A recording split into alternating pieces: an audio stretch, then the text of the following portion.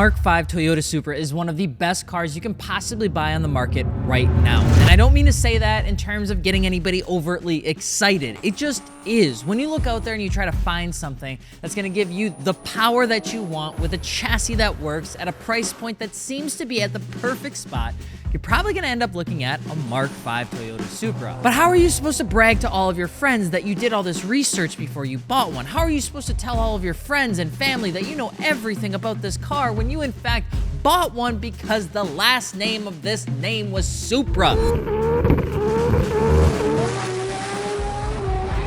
First name Toyota.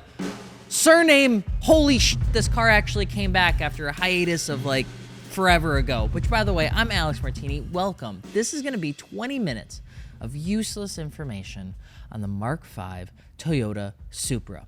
Why do you need to know this? I'm not entirely sure. You're just as clueless as I am, but hopefully you're enjoying making whatever dinner it is that you're making. And while you're doing that, let us know what car you think we should talk about next. Now, with that being said, if you are looking for car parts for your Mk5 Toyota Supra, you're going to want to mod your car with your friends over at martiniworks.com. We specialize in wheels, tires, wheel and tire packaging, so we can ship them right to your door. So all you got to do is throw them on. But of course, we also have performance parts, intakes, exhaust, things from HKS and Greddy and everything in between. And we'd love to help you out. We're based in Wisconsin. Our entire team is here, and all we want to do is make people mod their car the right way. Now, with that being said, we got to jump into some of the most basic information that you're going to have to deal with as a Mk5 Toyota Supra owner. Number one, do not call it an Mk5. You will get shot in the streets. We've always kind of looked at the Mk5 Supra as a parts bin kind of car. At least that's been the controversy of the car since it originally came out. People were upset with the BMW nameplate being everywhere on the car, and some people might say that it actually is on the car more than the Toyota nameplate. But I want to take it back to the first generation before we even go into that conversation. Every iteration of a Toyota Supra, almost outside of the Mark III and Mark IV, has always had some semblance of either using somebody else's name, using a different nameplate, using a different chassis, or just doing whatever it is that they could to get this car to market. Because contrary to popular belief, even though the sports car enthusiast group are some of the whiniest little bitches in the entire world when it comes to cars, we are also some of the smallest market segmentation when it comes to actually buying the car. Everybody's gonna buy a Toyota Camry. Okay, one of like 1,000 people, maybe even 10,000 people are gonna buy a Toyota Supra. And so we kind of need to check ourselves a little bit here. The first generation of the Toyota Supra was meant to compete with the Datsun 280ZX. It did it, but it didn't do it that well. The competition was very fierce. Datsun had a stranglehold on this economy, and of course, the price point was cheaper on the Datsun than the Supra.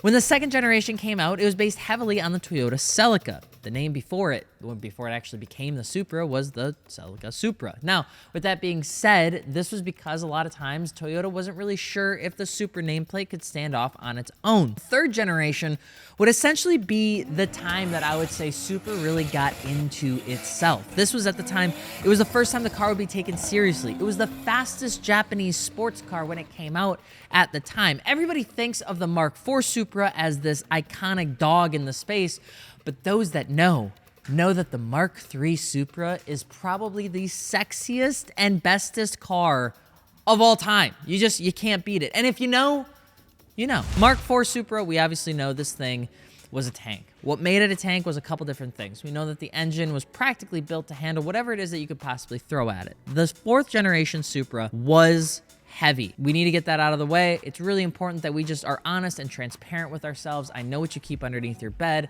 I also need to tell you that I know, and you should know, that the Mark IV was inherently heavy when it came from factory.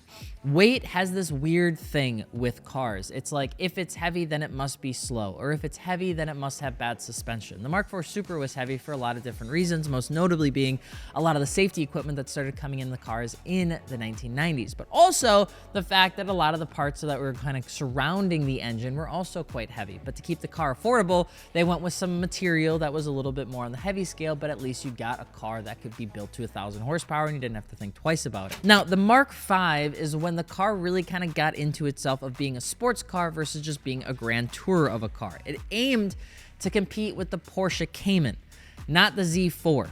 Okay, and the Z4 conversation is what we're gonna spend a little bit of time talking about. Remember, all this information, take to Who Wants to Be a Millionaire. When you win, let me know. I'll take 20 bucks. I get myself a case of ramen and like a 6-pack of New Glarus, and then I'll still have to pay out of pocket because everything's overpriced right now.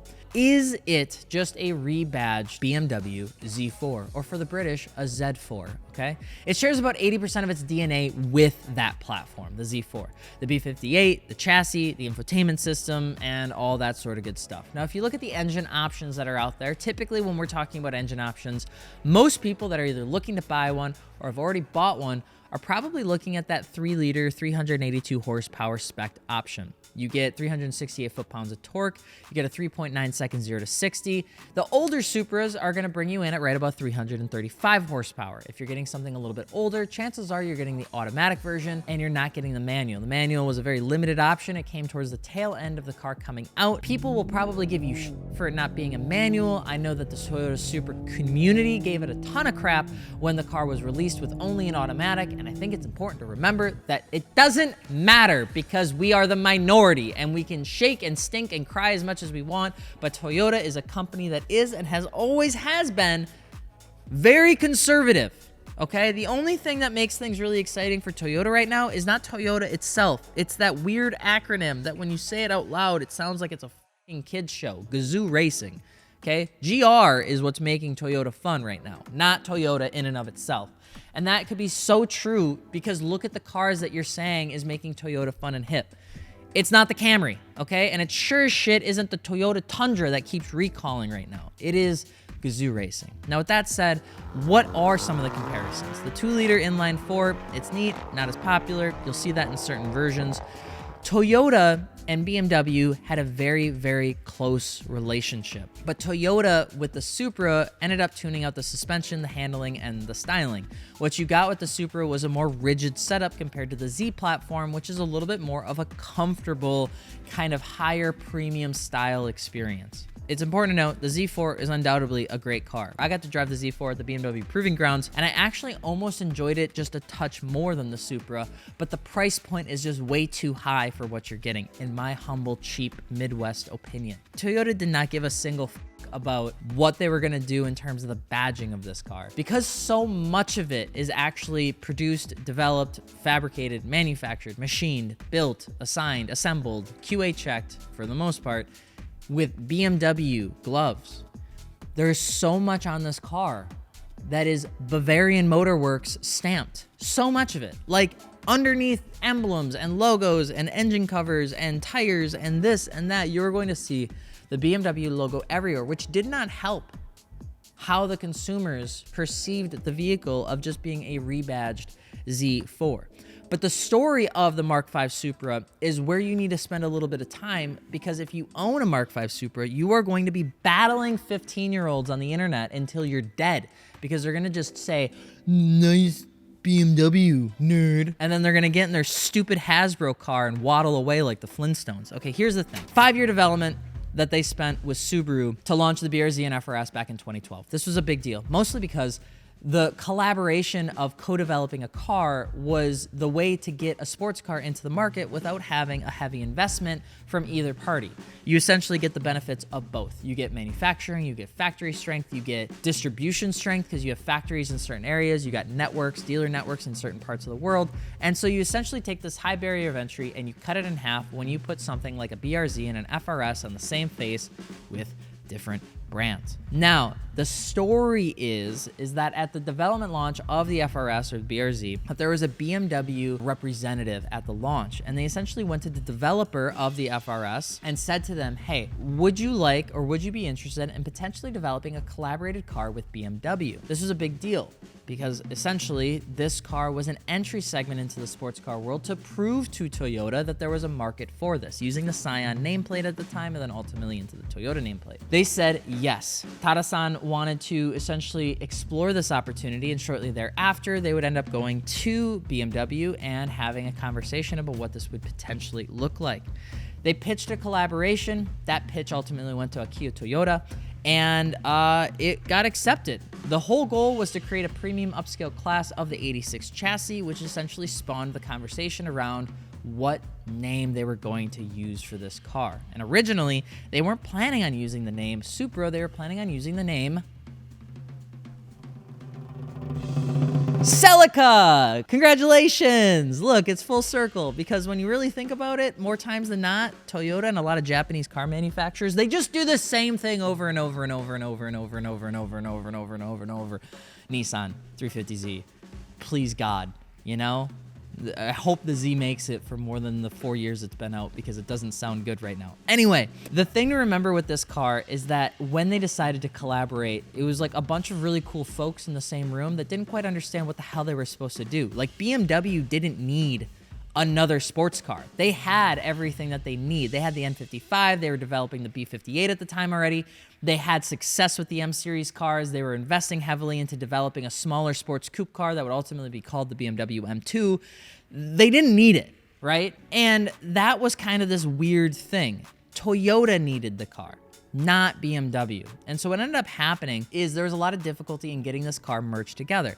So there was a guy that came on board, his name was Masayuki Kai, and he helped bridge essentially the project between the Germans and the Japanese in a way that made sense and helped develop a car that could help cater to both audiences. Essentially, something that could work for BMW, which would be a roadster that they didn't have in their lineup yet, and then also the Toyota Supra, which was going to be a premium sports car for the Toyota nameplate kind of audience. That is what we got. And as that kind of progress came to be, the development of the car got really good. A lot of it happened in the BMW like world in terms of the factory and the design of it. But to think that it was just rebadged isn't accurate, unfortunately. The co-development of the car happened predominantly on the chassis side, the engine side, the drivetrain side, including the differential and the transmission, and that was just about it. And the reason that that came to be, quite honestly, is because the government got involved and said, hey, you can't do that, that's an antitrust law, and you're gonna get in trouble. And so once they got the core of the car down, essentially the bits they could put together in a factory to develop the car at an affordable cost, they then split ways. That is where you see the BMW Z4 and the Toyota Supra have such different design elements, both in an exterior and an interior perspective, and they have different chassis dynamics and things like that in terms of how the suspension is tuned, is because once the car got to a point where they could split, they essentially did. That helped the car really separate itself. And so the Supra does not feel like a Z4, the same way a Z4 does not feel like a Supra. But a lot of things on the Supra are BMW. BMW gave the Toyota Supra the performance it needed, and Toyota gave the BMW team the reliability and QA testing it needed to develop a car that wouldn't blow up. Now, to say that BMW doesn't know how to do that is a little bit of a snag, because essentially BMW is running the gamut on sports car development right now. So I'm not entirely sure that we can chalk it up all to Toyota, but that's the biggest thing. The biggest complaints about the Supra is that it's not a pure Toyota, but the real question is do you really want it to be? I don't think so personally. I think the Supra is as successful as it is because of the BMW backing. And I think if they didn't have that, Toyota would have never made the Mk5 Supra to begin with. There are a couple issues with the car though. There has this thing that's called window buffeting. This is a thing that I don't know how Toyota didn't catch this, or really anyone, but it's essentially what happens when two pockets of air collide. If you ever roll down the window and it's like, you know what I'm saying? And you feel that like reverberation that's happening in your ears, that is window buffeting, okay? And it creates these little wind vortexes. They hit the inside of the air and it creates that compression and decompression. In the Toyota Supra, it is like the worst car to experience this thing. You have to get these little plastic, like almost wind cutters that you put on your side mirrors or inside your side mirrors to help get the air away from the window. And they never got fixed. The steering wheel stinks, if that matters to you. I'm really glad that Dakota changed his steering wheel, because the #1 gripe I've ever had about that car is the steering wheel it looks weird. It just doesn't look like it belongs. It's very big and bulky and kind of fat, and you're gonna have to get a new one, and it costs $1,500, and it doesn't look like a sports car when you just look at the steering wheel until you get something that actually is a sports car steering wheel. Probably the biggest thing, not the steering wheel itself, but some people really didn't like the steering. Now, the electronically powered steering system utilizes a very like lackluster feel. I'm not sure how or why it feels this way. Every system is a little bit different, but you can tune these things because at the end of the day, they're electronically powered. And so when they came out from factory, they came out very, very soft. It made people feel like there wasn't a very direct driving experience with the Toyota Supra. Now, the good news is as of like a couple weeks ago, the TGR announced a partial upgrade to the 3-liter and the last year's Supra that's being developed, along with the A90 Final Edition, and it has an EPS improvement for a more direct steering sensation and control performance. The good thing is what Toyota had in terms of shortcomings on the Supra, in terms of the steering feeling a little soft and the brakes feeling a little soft and some of these things feeling a little less refined, they made up for the car feeling incredibly twitchy. It is a twitchy car. Why it's a twitchy car has nothing to do with the brakes or the steering, and it has everything to do with the suspension. The suspension on this car is insane, and it is a super fun car to actually drive. I don't know if I would say that it's a BMW parts bin car, but I would say that where Toyota really shined, they shined. And you can see it in how you drive these cars. And at the end of the day, people that have gotten into a Toyota Supra, especially after a couple years of it being released, they like it. They love it. They just don't like the BMW perception. If you're going to go and you're going to spend time talking about that it's just a BMW car, you're probably not going to buy the Supra anyway. And if you're seriously considering the Supra, you're probably comparing it to something like a Corvette, a Mustang, maybe a Cayman if you're above the age of 40.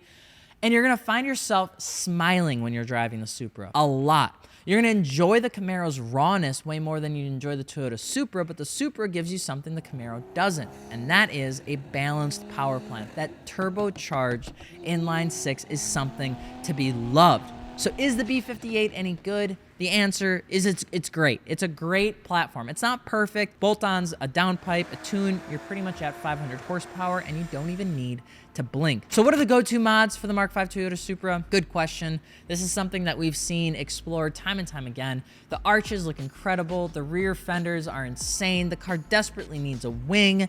The front end is just meaty and gorgeous, and it just looks like a goth girl if it was a car. It's just good. All right, now here's what you need to do. Wheels, 19 by 9.5 plus 35, 19 by 10.5 plus 35 with 255/35 front tires and 275/35 rear tires will get you a decent setup. You're gonna have just the right amount of fitment. It might be a little bit inside the fenders, but you're gonna experience full clearance. You don't really have to worry about fender rolling. Unlike other cars, the whole hood essentially lifts up and you have all the clearance that you want. And the rears are completely flat. Now, I did say that you can run 255/35s and the 275/35s in the back, but you can run more aggressive if you want to. You can get all the way up to like a 305/30 in the back if you really want to, with like a 19 by, I'd probably realistically say like 10.5, maybe an 11 if you really can push it, but you're gonna get into a more specific fit. On the front, a 19 by 9 is gonna look really, really hot on these cars. The Volk TE37s are great looking wheels for these. If you want something a little bit more VIP or luxury, you can go with something like a Ferrata, for instance, or even a Rohana. But really, if you wanna stay with the GDM style stuff, Work ZR10s look absolutely incredible on this car. You will not have a bad day with that. Volk TE37s. And if you're overseas and you want to get some Rega Masters, we don't sell them. I wish we did, but nobody can get them, but they look incredible on this car. Tires are the biggest thing with the Toyota Supra. Do not go cheap on tires because, like I said before, the Supra is a twitchy car. There's a lot of people that take these cars for time attack or for grid life racing, and they end up smoking it into a wall because that twitchiness gets the better of them. Continental Extreme Contact Sport 02s, Michelin Pilot Sport 4S, that's going to help you a ton.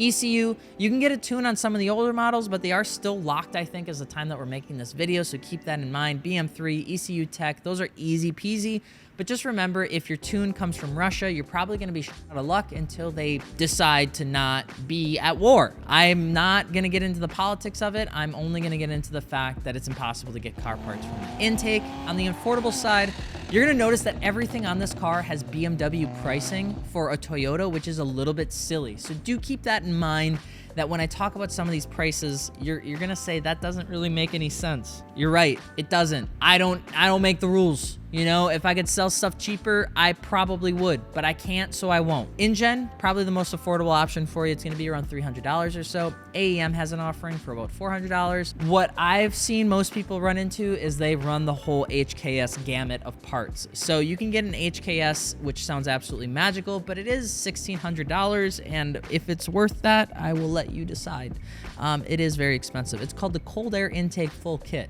Very creative name. Exhaust, AMS downpipe if you can, if you live in a state that allows it. Otherwise, the HKS Super Turbo Muffler exhaust is fantastic. That's a gorgeous exhaust. It sounds incredible, looks fantastic, really matches the car style. Otherwise, if you want something a little bit different, Valtronic offers a valved option as well. And if you want a more affordable option on the exhaust, Tomei has a dual exit that you can get for around $1,250. All these products are going to be linked below because at the end of the day, we can't make these videos unless you mod your car over at martiniworks.com. And I'm not even gonna lie about it. That's how this works. Okay, it's me, it's you, it's a warehouse, and hopefully we have a really good time together, you know? A lot of people report that the brakes are a little sloshy on the Toyota Supra, which means that they're typically under servoed. To fix that, go with a little bit of a grippier pad. It's gonna help, and sometimes you can change out your brake fluid if you want to. With that being said, I would say USR front rotors are okay. Yellow stuff pads are gonna be good for street driving, and blue stuff is gonna be okay if you wanna jump into a little bit of track driving. If you do plan to do a lot of track racing and you wanna get something that's really gonna help and bite in cold and hot, RPX brake pads are going to be the perfect brake pads from EBC for you. But remember, they are track pads. They are not street pads. And if you get white wheels, you're going to end up looking like Dakota's car, which is actually just brown wheels at this point because they never get washed. That being said, suspension, final thing that I'd say, Fortunato 510s, Dakota loves his on his Mk5 Supra. I think they look incredible, and he's kept his static A90 looking absolutely incredible for multiple years. And so if there's anybody to trust with that, I would probably say him. The Fortunato 510s have a digressive piston. They feel really good, but they are going to be a little bit more expensive. If you want to jump into something that's going to keep all of any sort of dynamic suspension or anything like that, I know KW offers a couple kits, and I also know on the more affordable side, BC Racing also offers a more affordable coilover option.